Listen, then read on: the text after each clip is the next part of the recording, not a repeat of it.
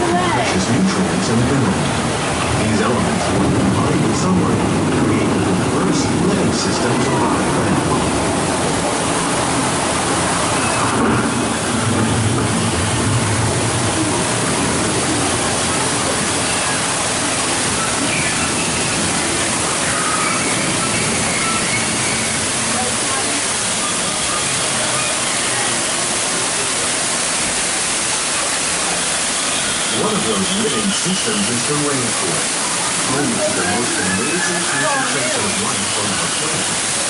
These dense and beautiful forests cover only a tiny surface, but they contain more than half of its animal species.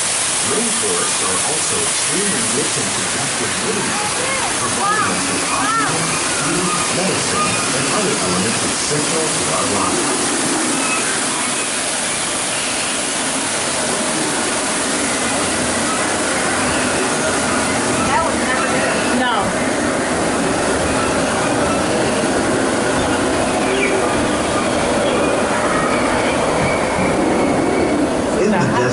Nature has created a very different, no less beautiful living system.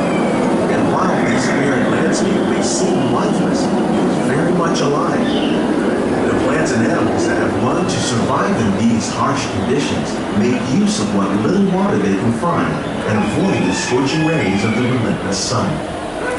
The American prairie once appeared as desolate as the desert, but over time, rainwater and nutrients gradually penetrated the hard surface of this land. Even the hooves of the mighty buffalo helped create the rich soil that would one day become home to the American farm.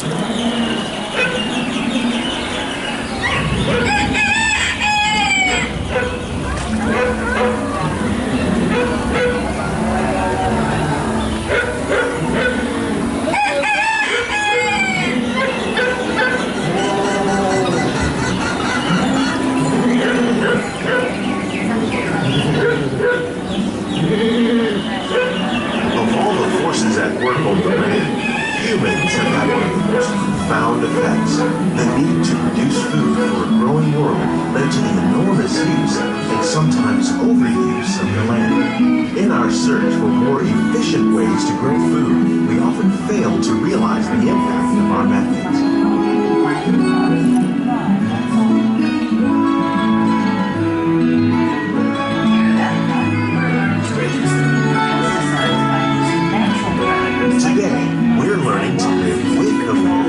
Discovering better ways to grow food that will assure both human and environmental well-being.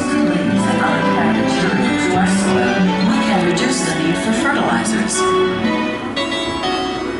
In farmlands across America, we're learning that by plowing under vegetation containing natural fertilizers, we can enrich the soil without the use of chemicals. In Saudi Arabia and Mexico, we're learning to produce food on desert seacoasts by developing and planting crops that thrive on salt water. Here at EPCOT, we're learning to reduce the need for pesticides by using natural predators like ladybugs and wasps to control pests. In Japan, we're learning that by adding compost leaves and organic materials to our soil, we can reduce the need for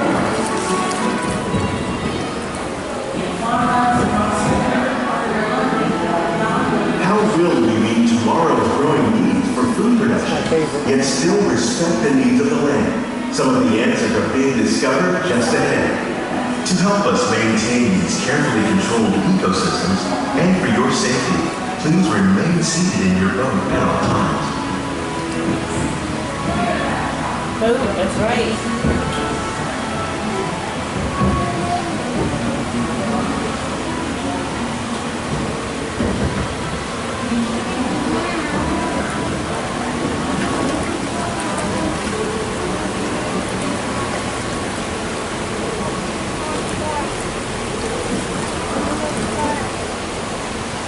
Welcome to our living laboratory, where scientists from EPCOT and the U.S. Department of Agriculture are exploring innovative ways to produce bountiful harvests now and into the future.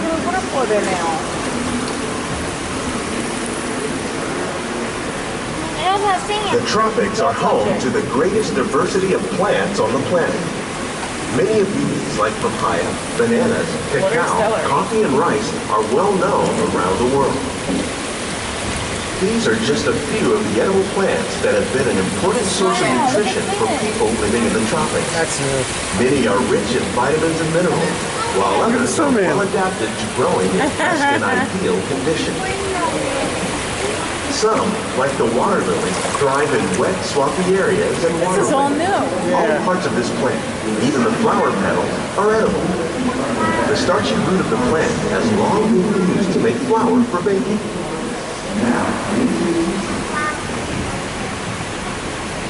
One day, many of these lesser-known tropical plants may be as important as the bananas growing on both sides of the boat. More than 28 billion tons of bananas are eaten annually, making it the most popular fruit in the world.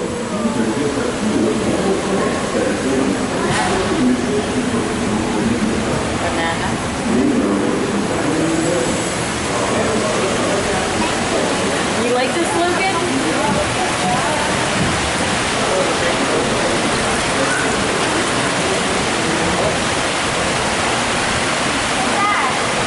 No fish.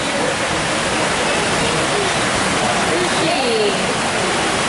When you mention farming, you probably don't think of fish, but fish farming, or aquaculture, accounts for nearly half of all the seafood consumed globally.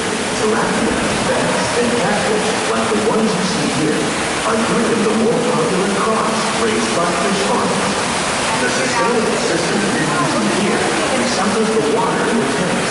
As a result, we're able to save millions of gallons each year. This is all new. Fish farm produces nearly 5,000 pounds of fish each year to serve in restaurants around Walt Disney World.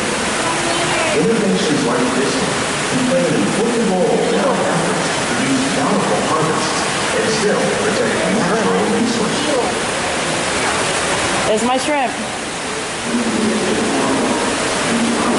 Eels.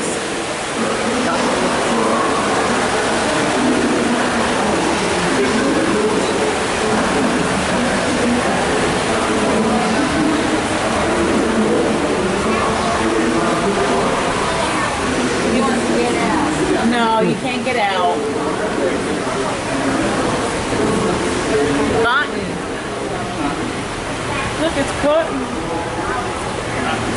While there are more than 50,000 edible plant species in the world, most of us are only familiar with the handful that make up our everyday diet. The common grains growing here, wheat, maize, sorghum, and millet, plus rice, account for nearly 2/3 of our global food consumption. Learning how to increase yields of these staples is an important goal of research around the world. That's wheat. Are those real tomatoes? Where? Right there, on that side. Yeah. Yes. No, cucumber. That's a winter melon. What the heck? I've never had that. Wow, they're huge. These plants are definitely on their way up. Innovative growing techniques like these increase yields while more efficiently using resources like water, fertilizer, and pesticides. Another innovation at work here is our integrated pest management program. By populating our greenhouses with beneficial insects that prey on harmful pests like aphids and flies, we are significantly reducing our reliance on conventional pesticides. We're growing these crops using our nutrient film system. This technique precisely controls and recycles water and nutrients. With Piece it, of we cucumber. can produce over 27,000 heads of lettuce a year in this one small area. Lettuce. Corn. Tomato cake. Strawberries. Strawberries. Done new.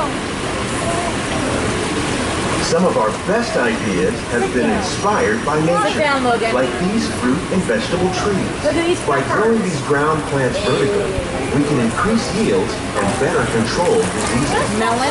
These crops taste as good as they look. In fact, we serve more than 15 tons of produce from our greenhouses and restaurants here at the land every year. Farming. Something vertical. What did the brachiosaurus you said the brachiosaurus? Rosemary. What's that? It's some kind of a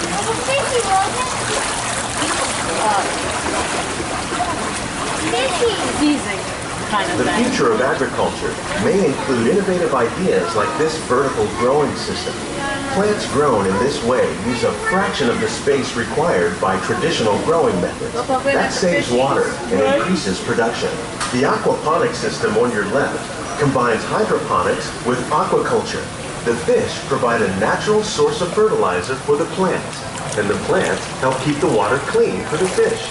It's another great way to produce more while using less. In our lab, EPCOT scientists are working with the U.S. Department of Agriculture on a number of innovative projects. The goal of these efforts is to produce higher yielding and better quality plants.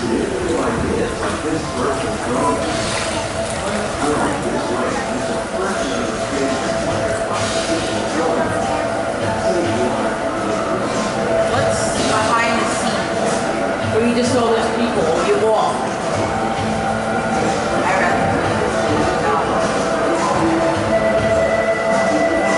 Basically, it's behind the rice.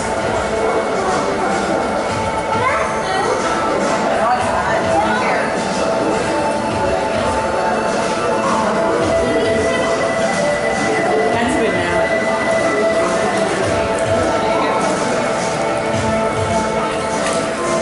These greenhouses represent just a fraction of the work being done worldwide to produce bountiful harvests for our growing population. Scientists, farmers, and even backyard gardeners are doing their part to improve the quantity and quality of foods that we all rely upon. Together, we can continue to find more ways to increase food production and protect our precious natural environment.